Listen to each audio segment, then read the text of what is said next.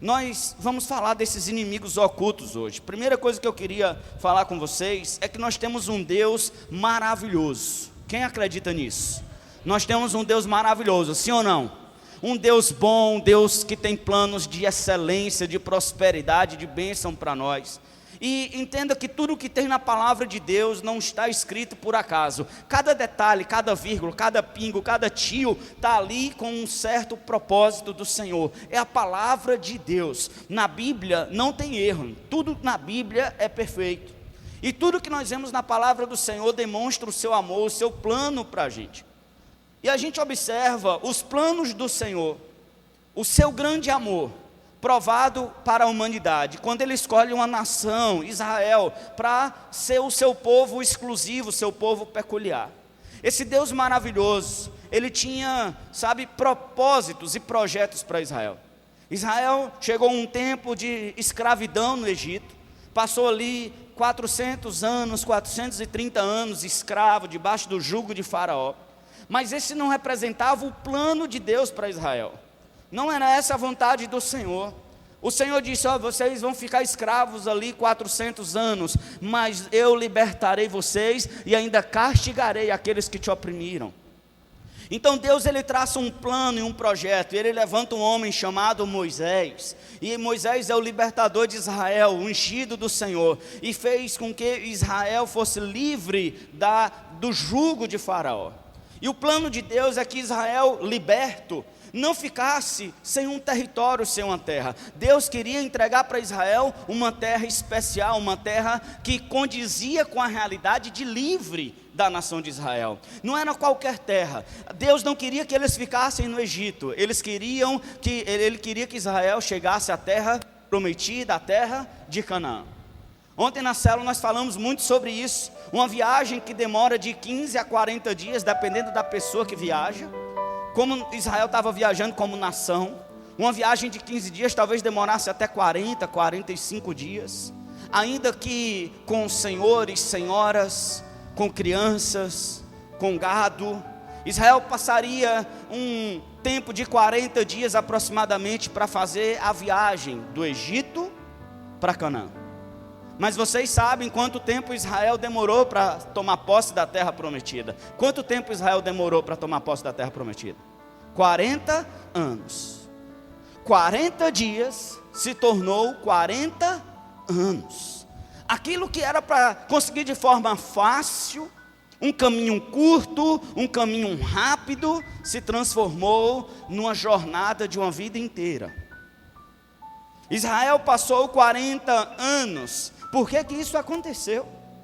Por que na nossa vida, coisas que eram para ser simples se tornam complicadas? Por que na nossa vida, algo que nós tínhamos que conquistar em 40 dias, 15 dias, nós levamos anos para conquistar? Por causa dos inimigos ocultos, inimigos escondidos. Israel foi livre da escravidão física, mas ele não foi liberto da escravidão espiritual. E os mesmos inimigos que transformaram a jornada de 40 dias em 40 anos naquela época, são os mesmos inimigos que estão atrasando a nossa vida hoje. Os mesmos espíritos malignos, os mesmos principados que atuaram no Egito, são os mesmos principados que atuam na vida da igreja ainda hoje. Os mesmos demônios que atuavam para atrasar, impedir o avanço do povo de Deus, é o mesmo espírito maligno que se levanta para atrasar a jornada da igreja. É o mesmo espírito maligno que quer te impedir de entrar na terra da bênção, da prosperidade. São inimigos ocultos. Às vezes esses inimigos, eles passam desapercebidos. Esses inimigos, eles nos oprimem, eles nos escravizam, eles nos destroem e nós nem percebemos. Pior coisa é ter um inimigo oculto. Quando as pessoas estão numa guerra, ou a gente vai lá em Teresina, a gente brincava muito com os nossos discípulos, eu saía com meus discípulos para uma arena de paintball. Cada um ficava com a arma, eram 5 de um time, 5 do outro, cada um ficava com sua máscara, com a arma, e o objetivo era pegar a bandeira que estava do outro lado, mas você não podia ser alvejado por aquela arma de tinta. Então quem era marcado tinha que levantar a mão e saía. e quem ganhasse, né, quem pegasse a bandeira era o vencedor. E quando a gente descobria um esconderijo, rapaz, é bom demais ficar dando tiro em quem não está te vendo. O cara passava bem em cima de você, não te via, você deixava ele dar mais 2 passos, você na cabeça. E ele, oxe, tá vindo de onde? Quem foi que me atirou? Saiu, nem sabe quem foi, não sabe nem de onde é que veio um tiro. É muito bom, né, alvejar um alvo tão fácil que não está te vendo. Esses demônios, esses inimigos ocultos, eles são fortes, eles são reais, mas nós temos uma grande bênção. Jesus veio para desfazer as obras do diabo. Esses inimigos que estão, camuflados em feridas da rejeição. Pessoas que são rejeitadas, são pessoas que sofreram traumas. Acho que foi semana passada, um policial civil matou 3 ou 4 colegas dentro da mesma delegacia de trabalho, no Ceará. E ele grava um vídeo dizendo que assassinou aquelas 4 pessoas, ele dizendo, destruí minha família, destruí minha vida, destruí meu filho. Mas esses homens estavam debochando de mim, me rejeitando do meu trabalho. Fiquei numa jornada de 48 horas de plantão, sendo, escorraçado, sendo envergonhado, humilhado. E eu não aguentei mais e fiz essa bestagem na minha vida. Rejeição é quando alguém não se sente aceito pelo grupo, quando alguém se sente menosprezado, é quando alguém não se sente amado pelo pai, entende que o pai prefere o irmão do que a si mesmo, quando alguém não se sente amado dentro da família, quando alguém não se sente respeitado dentro da classe de aula. Rejeição é algo terrível. Os demônios, inimigos ocultos, também entram através de abusos sexuais. E nós temos uma estatística horrível na nossa nação. Quase 40% das pessoas são abusadas sexualmente na sua infância, no Brasil. Gente, isso é quase a metade da população brasileira. Das pessoas que têm aqui, metade sofreram algum tipo de abuso sexual na sua infância. E inimigos ocultos entram aí, traumas, fracassos. Nós percebemos que esses demônios, eles se instalam onde não são vistos, e nós vivemos ignorando eles.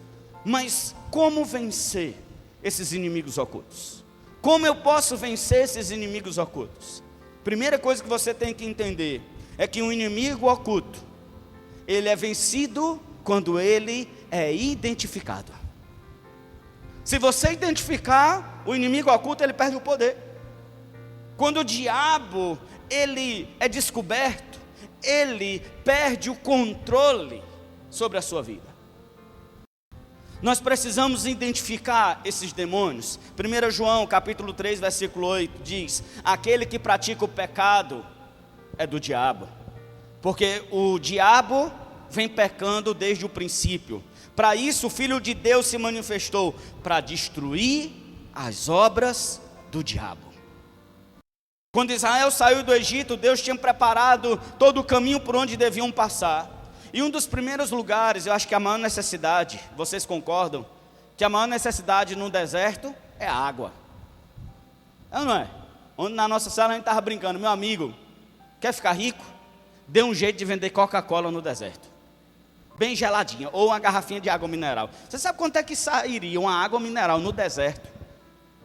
Você imagina 3 dias de sede, no sol, na areia, sem água.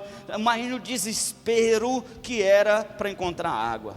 Então, o primeiro inimigo oculto veio justamente num momento como esse, que Deus já tinha planejado o caminho, Deus já sabia onde conduzia aquele povo. Só que 3 dias eles andaram pelo deserto depois que saíram do Mar Vermelho. Entenda, aquele povo saiu do Mar Vermelho que eles tinham atravessado a pé seco. O mar se abriu, eles caminharam e eles saíram do mar e começaram a caminhar no deserto. Passou só 3 dias, eles começaram a murmurar. Nesses 3 dias esse povo murmurou tanto, se queixou tanto, reclamou tanto, que Deus tinha planejado a rota. Ia passar por um lugar chamado Mara, que tinha águas boas para eles beberem. Só que eles passaram 3 dias se queixando. Quando chegaram em Mara, as águas estavam amargas. As águas não eram amargas, as águas se tornaram amargas por conta de 3 dias se queixando. Primeiro inimigo oculto que nós vamos vencer nessa noite é a amargura. Por isso, se você conhece alguma amiga Mara, eu não sei se esse é um bom nome. Mara significa amarga. Amarga. A gente tem que botar um pouquinho de açúcar na Mara, tem que jogar mel. Mara significa amarga. Olha o que diz a palavra do Senhor. Êxodo 15, 22. Depois fez Moisés partir os israelitas do Mar Vermelho e saíram ao deserto de Sur e andaram 3 dias no deserto e não acharam água. O que é que você não tem achado na sua jornada? Muitos de nós abre a boca para se queixar daquilo que nós não temos achado no meio da jornada.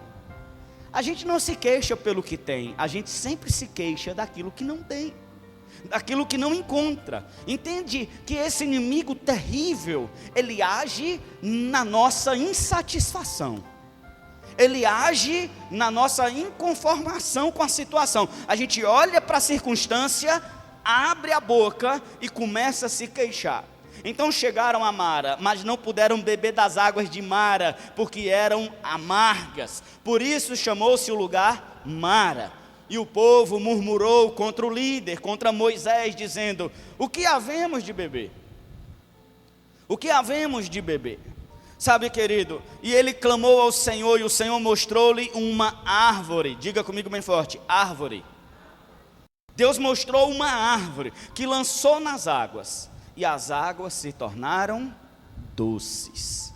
Ali lhes deu estatutos e uma ordenança, e ali os provou. Sabe por que as circunstâncias eram tão difíceis? Para provar o coração do povo.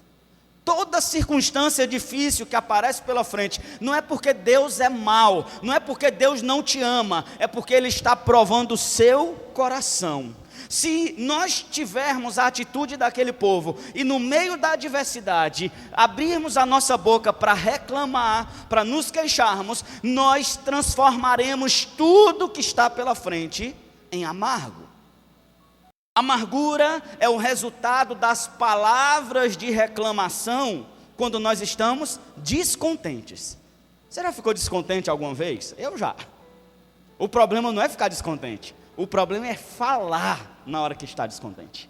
Estou descontente com a igreja, estou descontente com a minha empresa, estou descontente com a minha família, estou descontente com a minha esposa, e aí quando você abre a boca, você prejudica mais ainda a situação. Reclamar do que está ruim não transforma o ruim em bom. Pelo contrário, reclamar quando está ruim é o normal para o mundo. Mas, pastor, o que é que nós temos que entender? Que há poder nas palavras. A Bíblia diz: a morte e a vida estão no poder da língua, aquele que a ama comerá do seu fruto. Compreenda que há poder nas palavras que saem da sua boca, meu querido. O que tem saído na sua boca lá na sua casa? Meu Deus do céu, não aguento mais isso aqui, pastor. Está faltando tudo. Está faltando arroz, está faltando açúcar. Meu Deus, essa casa não presta, eu quero sumir, quero morrer. Tem gente que fala cada besteira quando está zangado, descontente. A palavra que você fala determina o futuro da sua vida e o futuro da sua família. Ontem na minha célula eu falava, eu sempre reclamo com a minha família, que tipo de músicas são essas que nós escutamos aqui em nossas casas? Amor de rapariga que é bom. Como é que canta uma música, diabo, desse jeito? Amor de rapariga que é bom. Hoje é dia de cabaré. E estão cantando, e as crianças, eles aplaudem, porque elas estão rebolando, ouvindo músicas como essas, de prostituição, de iniquidade. Resultado, em 6 meses, 3 casais da família divorciados. Nos últimos 6 meses. Outra parte da família, de 5 filhos, 4 já se separaram, e 1 tem um casamento arrebentado, mas não se divorciaram, graças a Deus. Sabe por quê? Porque você fala o que o coração está cheio, e você fica escutando, e aí você vai falando. Você vai dizendo, você vai cantando. Ah, é besteira esse negócio de música, não tem nada a ver. Não tem nada a ver. Você está profetizando, você está liberando palavra, decreto daquilo que você vai viver. E daqui a pouco você não sabe por que está vivendo o que está vivendo. Tem gente que recebe o salário e diz: esse salário é velho, não dá para nada. Resultado, não dá mesmo. Não dá para nada, não paga 2 contas. Amaldiçoou o próprio salário, pragueja sobre o seu próprio rendimento. Quando, pastor, mas não dá, eu vou mentir. Não, não é mentir, mas não precisa liberar a palavra de maldição, libera a palavra de gratidão. A Bíblia diz: em tudo que você fizer, seja grato. Levante ações de graças, porque isso é bom e agradável ao Senhor. Deus não quer que nós vivamos reclamando. Tem crente que é a pessoa que mais reclama no trabalho. Tem 15 descrentes, a pessoa é crente.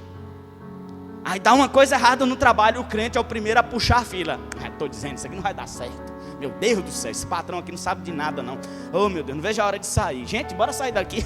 O crente é o primeiro a fazer um montinho dentro do trabalho, a sabotar a liderança do patrão que nem conhece a Deus talvez. Então, querido, nós não podemos viver com amargura.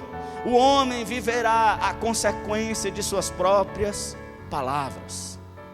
Você vive aquilo que você diz. O resultado que você está tendo hoje é resultado das suas palavras de ontem. A queixa torna amargo tudo o que encontra. Então, como é a sua vida, meu querido? Como é que está a sua casa?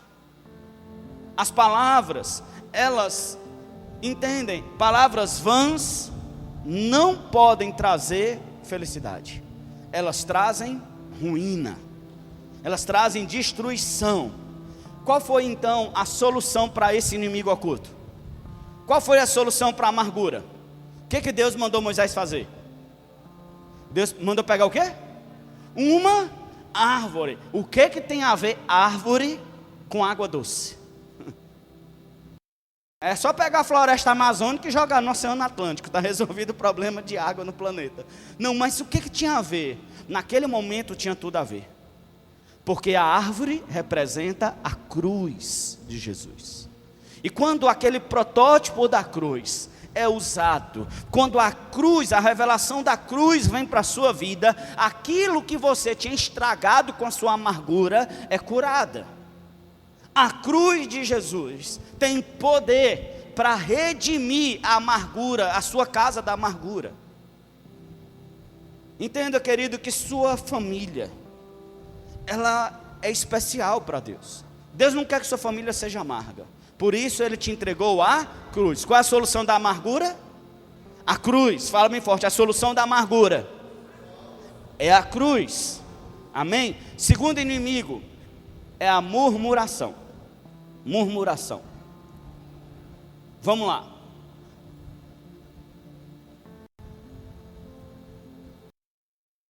Leia comigo.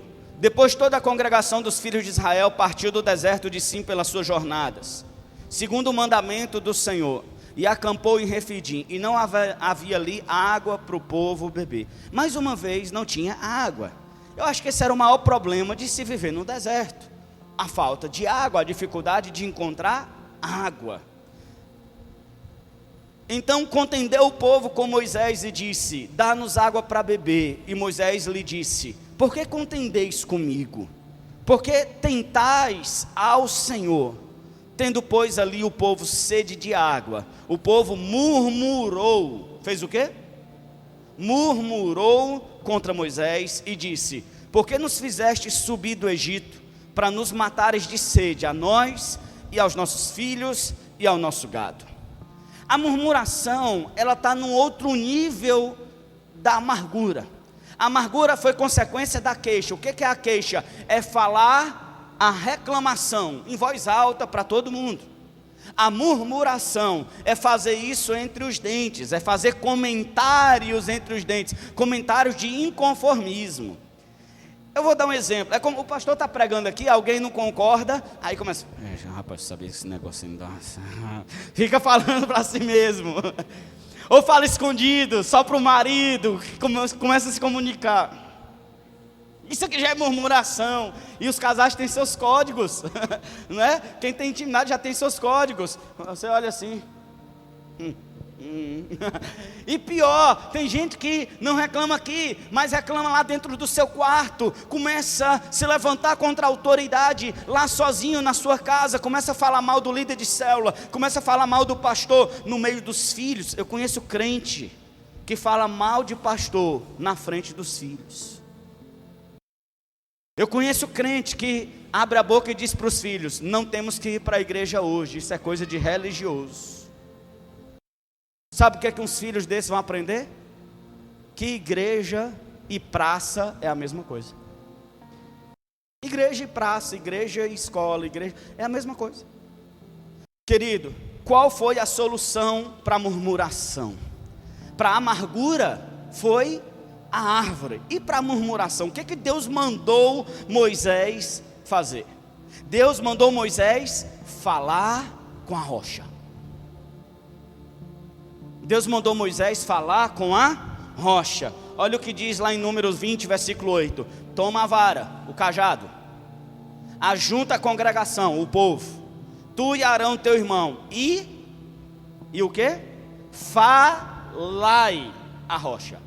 Falai a rocha perante os seus olhos, e darás sua água, assim lhes tirarás a água da rocha, e darás a beber à congregação e aos seus animais.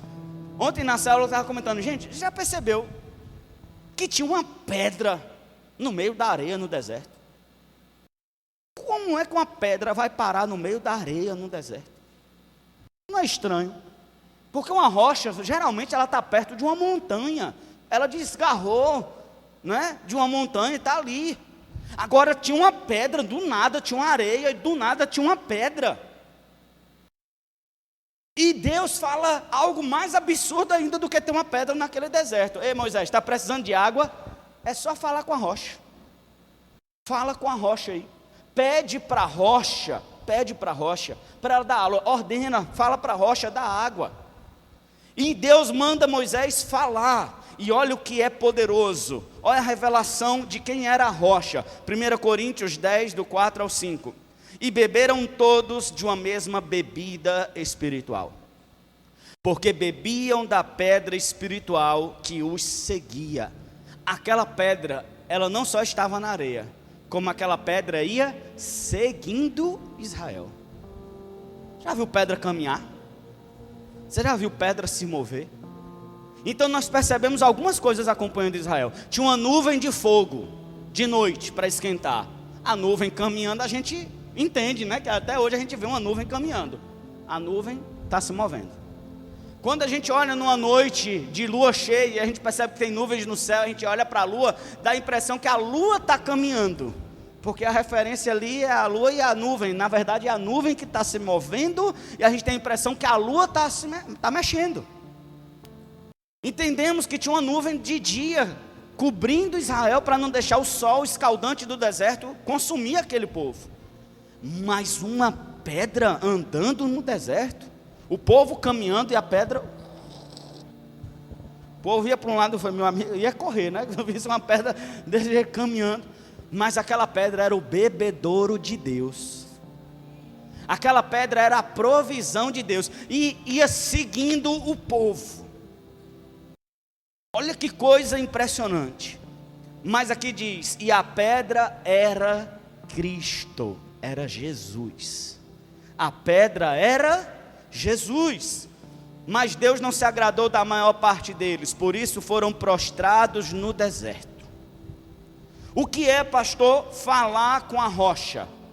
O que é falar com a rocha? Ravi, não dá. Ravi, amigão.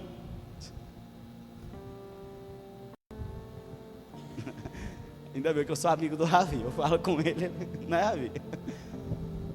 O que é falar com a rocha? Falar com a rocha é ativar sua fé em Cristo. Falar com a rocha é fazer algo sobrenatural, é agir pela fé. Nós não podemos golpear a rocha. O que é que Moisés fez? Moisés pegou o cajado e bateu duas vezes. Moisés estava tão irritado com aquele povo que descontou na rocha. Deus mandou Moisés bater na rocha. Deus mandou Moisés fazer o quê? Falar. O milagre acontece como? Falando. Decreto. Confissão. É aqui, é o poder da palavra. Se nós não podemos reclamar e murmurar porque a palavra negativa nos amaldiçoa e atrai coisa ruim para a nossa vida, falar coisa boa é falar com a rocha, é liberar decretos, é confessar o que você vai viver. Reclamar é dizer o que você não tem que viver, o que Deus não te ordenou a falar. Agora falar com a rocha é obedecer Deus. Ei, em vez de reclamar, fala com a rocha.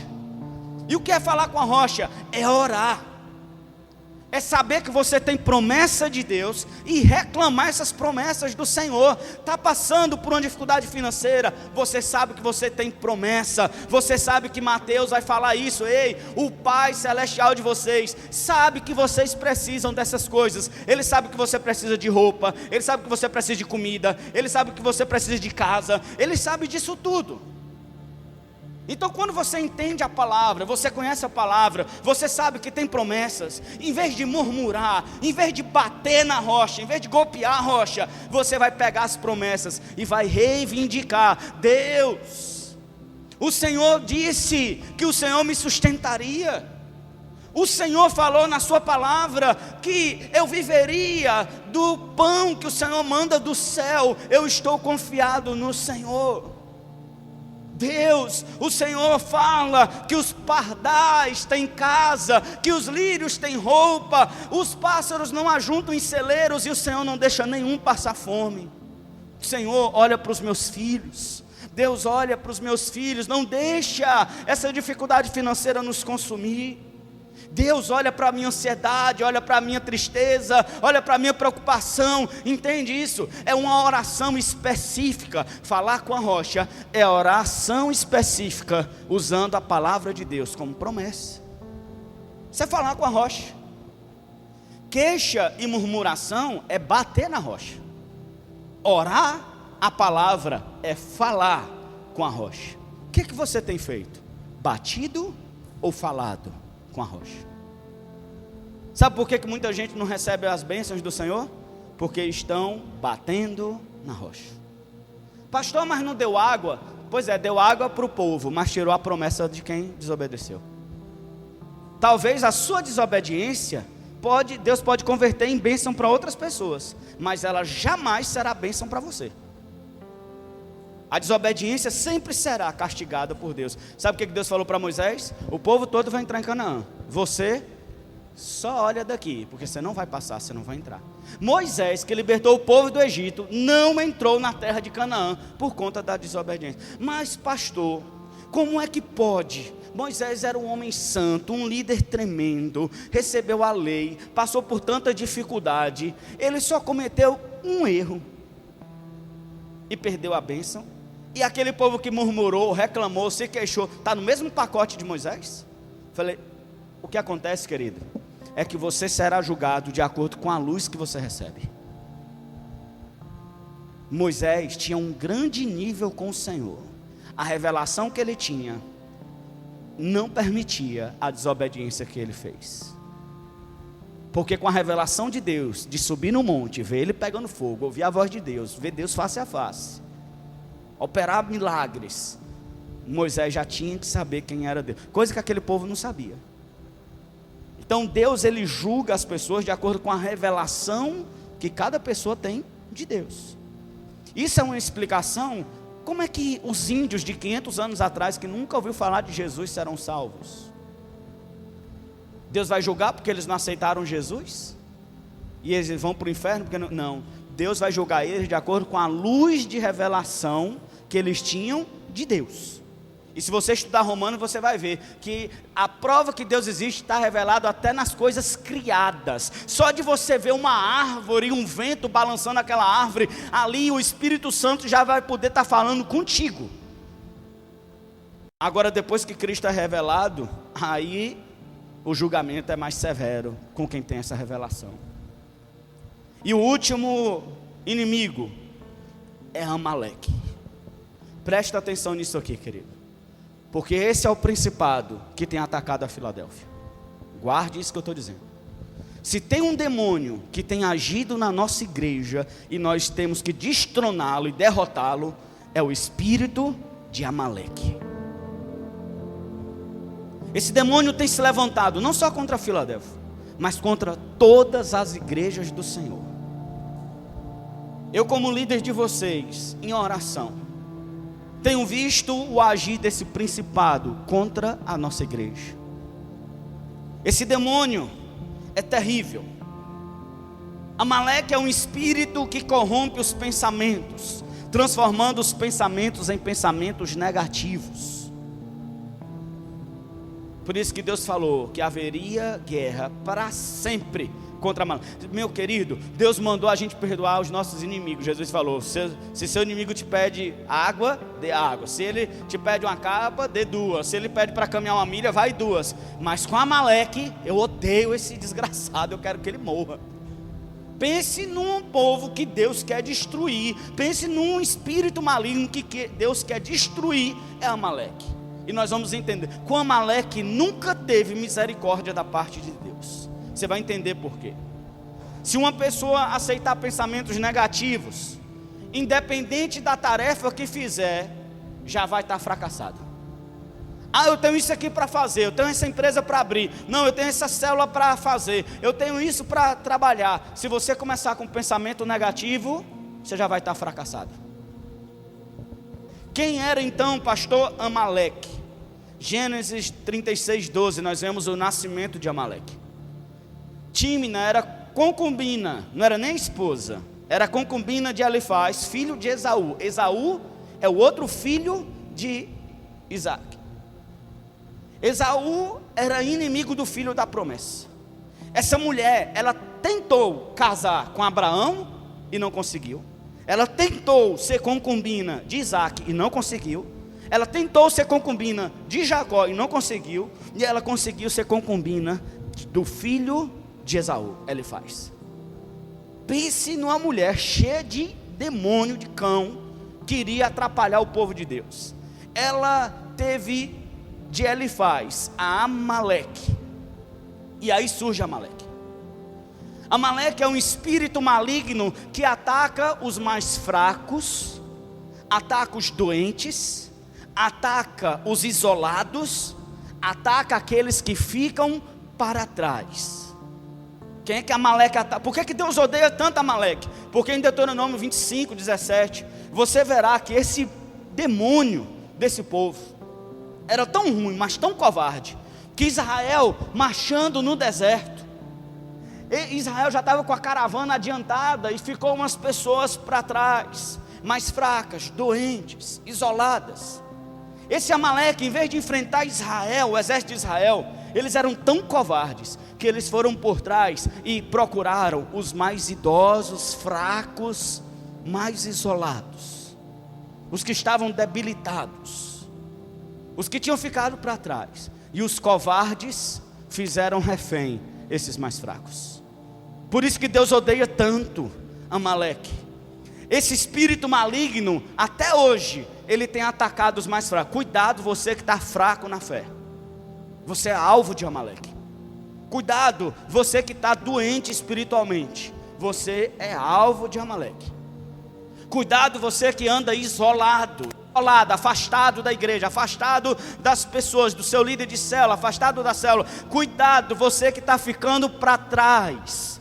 Esse demônio ataca esse tipo de crente, ele ataca esse tipo de gente dentro da igreja. O espírito de Amaleque ataca também a liderança. Como é que Amaleque ataca a liderança? Tirando a força. Amaleque traz o desânimo para a liderança. Amaleque é terrível, ele tira a motivação da conquista. O pastor fala, vamos fazer isso, e o líder de célula é desmotivado, é fraco, não tem ânimo, não tem empolgação, não tem motivação. É um crente murcho, um crente para baixo, negativo. Amaleque, ele trabalha desse jeito na liderança. E quando a liderança permite pensamentos negativos, sabe o que a liderança experimenta? Fracasso. Fracasso, não é vitória.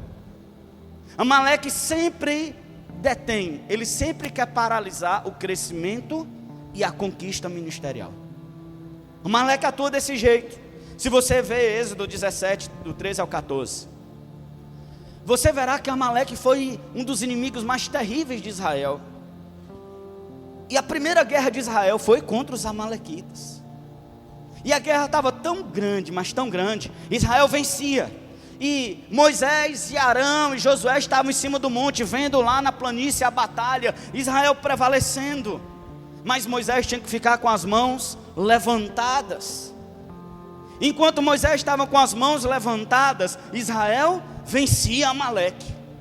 Mas quando Moisés estava cansando, e as mãos de Moisés iam ficando pesadas, exaustas, e baixava a mão, os amalequitas avançavam contra Israel e vencia Israel.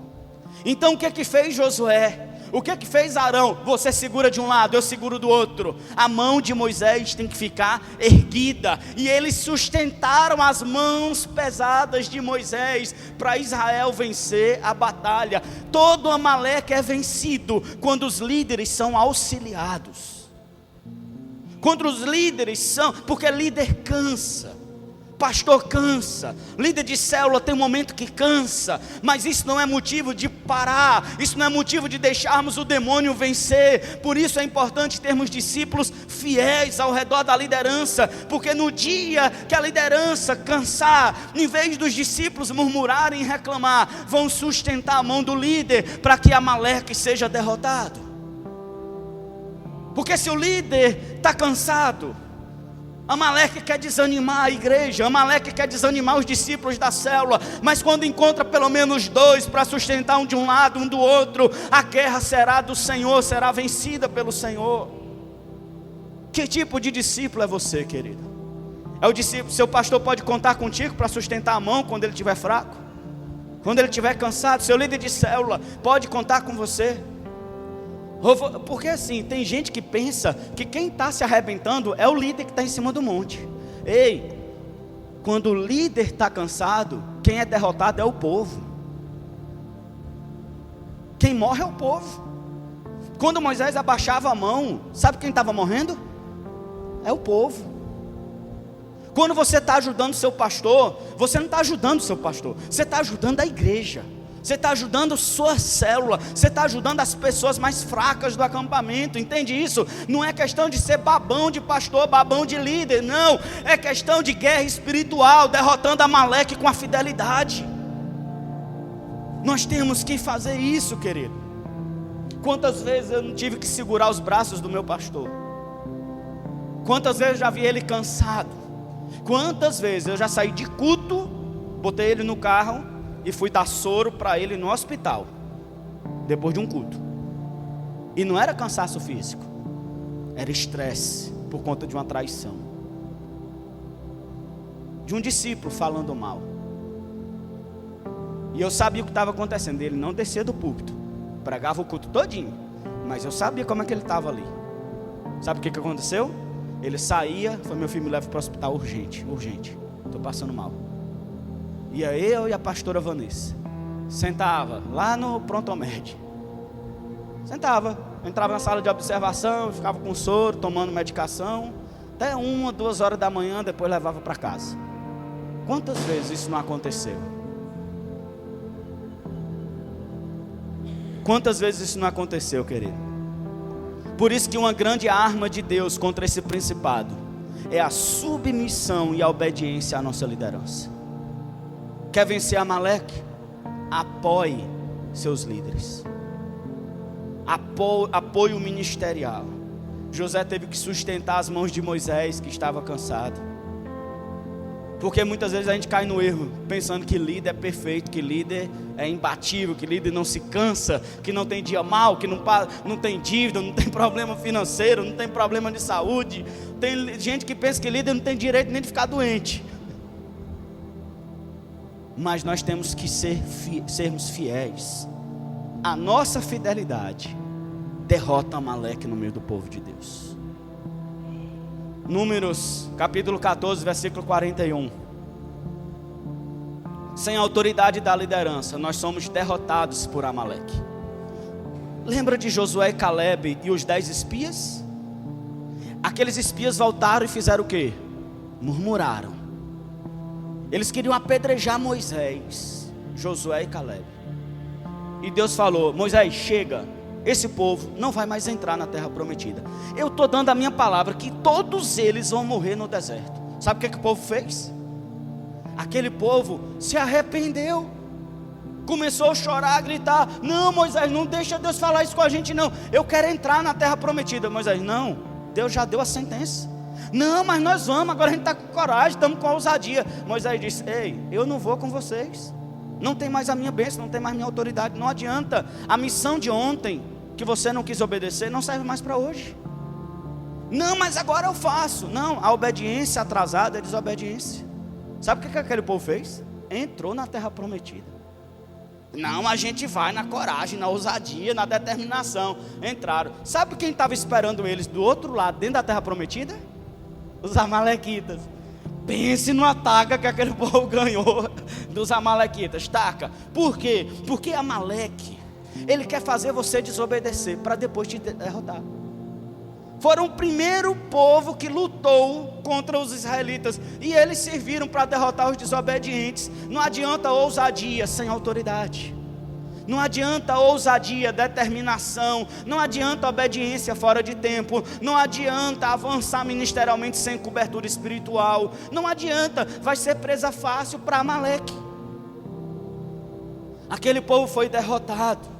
Amaleque é um principado que tem um propósito de destruir a igreja, impedir o avanço do povo de Deus. Amaleque, se ele não conseguir te matar, ele só quer te impedir de avançar.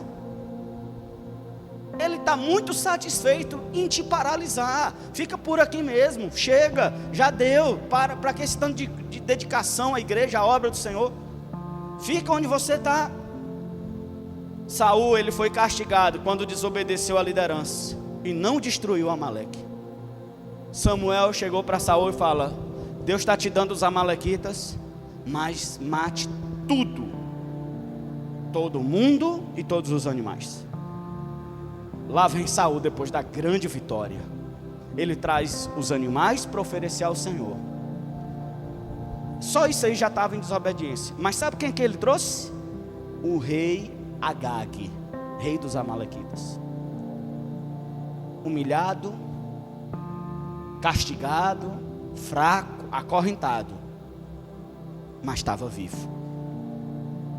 Quando Deus manda a gente destruir Amaleque, é para destruir Amaleque, não é para negociar a condição dele.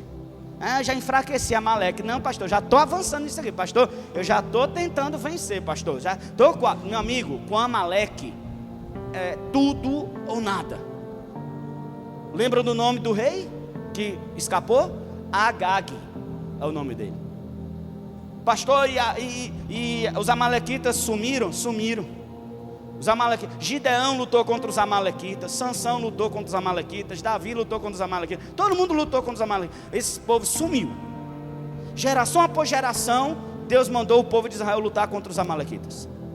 Mas Saul perdeu o trono, porque deixou Agag vivo.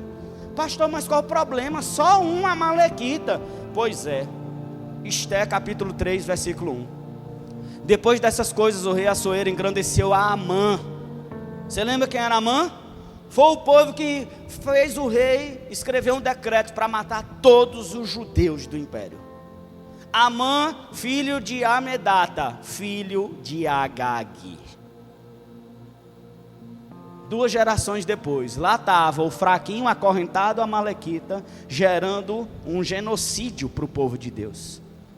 Qual a razão de Agag induzir o rei a fazer um decreto para destruir o povo de Deus? Porque esse espírito vive para isso. É inimigo nosso, é inimigo da igreja, é inimigo de Israel. Esse cara, Amaleque, ele é um demônio, um principado que quer nos ferir, quer nos destruir. E ele traz, sabe o que, querido? Desânimo. Amaleque traz desânimo. E o que é desânimo, pastor? É quando alguém está com vontade de desistir de tudo. Já passou por isso? Dentro da igreja? Já passou por esse negócio de renunciar a tudo? Pois isso aí é Amaleque agindo com o desânimo, fazendo as pessoas se esquecerem do chamado de Deus. O desânimo faz com que a pessoa só preste atenção ao que percebe equivocadamente em relação à situação que está vivendo. A pessoa só olha para o problema da igreja e desiste do chamado e quer renunciar a tudo. Um probleminha faz a pessoa desistir do ministério. Isso é desânimo. Amaleque trabalha com confusão. E o que é confusão, pastor? É perder a nitidez em relação ao chamado. A pessoa fica indecisa, provoca desordem nas ideias da pessoa em relação à igreja, a Deus, a célula, a chamado. É uma confusão, a pessoa fica confusa. Amaleque trabalha com depressão. E o que é depressão, pastor? É perder a força, o ímpeto para realizar o chamado. A pessoa perde a força. Isso acontece, querido, quando há quietude. É quando tudo fica bem e a pessoa começa a parar e começa a analisar só os defeitos. A depressão atrai espírito de enfermidade. Outra coisa que Amaleque trabalha, a perda da visão. Isso ocorre, querido, quando não há metas claras. Isso vai provocando dupla personalidade. Desorientação faz com que a pessoa sinta que está no lugar errado. Faz com que a pessoa não receba o espírito da visão, de trabalhar com o G12, com a visão da igreja. Amaleque trabalha com isolamento. É aquela pessoa que se sente feridinha, condenada. Esse isolamento vem da separação dos líderes. Temos que tomar cuidado. Cuidado, você que está isolado da sua liderança. Você está correndo sério risco com Amaleque. E por último, ele trabalha com desespero. Desespero é quando a pessoa já abandona o campo de batalha. A pessoa apresenta ansiedade, tristeza, raiva, violência. Em outras palavras, é quando a pessoa já aceita a derrota. Não dou certo para isso, desisto, não é comigo, não dá certo, deixa isso aí para outra pessoa. Aí Amaleque vence, quando a gente aceita tudo isso. Por isso nessa noite, eu quero te desafiar a fazer 3 coisas. Primeiro, examine sua vida nessa noite. E peça a Deus para te libertar desses inimigos ocultos. Da amargura, da murmuração e do espírito de Amaleque. Segundo, tome a decisão de falar palavras de bênção e não palavras de maldição a partir de hoje. Palavras de reclamação, de murmuração. E por último, não permita que o espírito negativo ocupe a sua mente. Não deixa Amaleque dominar seus pensamentos. Na verdade, nós vamos destruir Amaleque da nossa igreja. Nós vamos expulsar esse demônio do nosso meio. Amém, querido? Todo espírito de negativismo, de não vai dar certo, que não pode, que não consigo. Isso aí tem que mudar da nossa cabeça. Quando a gente vencer isso, a gente conquista a nossa casa, a nossa família. Amém? Se o espírito de negativismo estava ocupando sua mente, se a murmuração estava dentro do seu coração, na sua boca, você tem que renunciar essa linguagem negativa dentro da sua casa, dentro do seu lar. Se seu cônjuge fala mal, se seu cônjuge reclama, conversa com ele. Não vamos fazer isso dentro da nossa casa. Não vamos abrir brecha. Se está descontente, se está insatisfeito, vamos orar. Vamos reivindicar as promessas do Senhor sobre a nossa vida. Vamos entrar num acordo, num pacto. Você casal, entra num pacto com seu cônjuge. Fala com ele, vamos tirar a reclamação da nossa casa. Ah, mas está faltando. Vamos bendizer o nome do Senhor. Ah, mas eu não estou gostando. Levante ações de graças ao Senhor em vez de reclamação. Começa a transformar. Você vai ver que Deus vai mudar o ambiente da sua casa. Ele vai começar a alterar as circunstâncias. Aquilo que estava amargo vai começar a ser transformado pela cruz. Amém?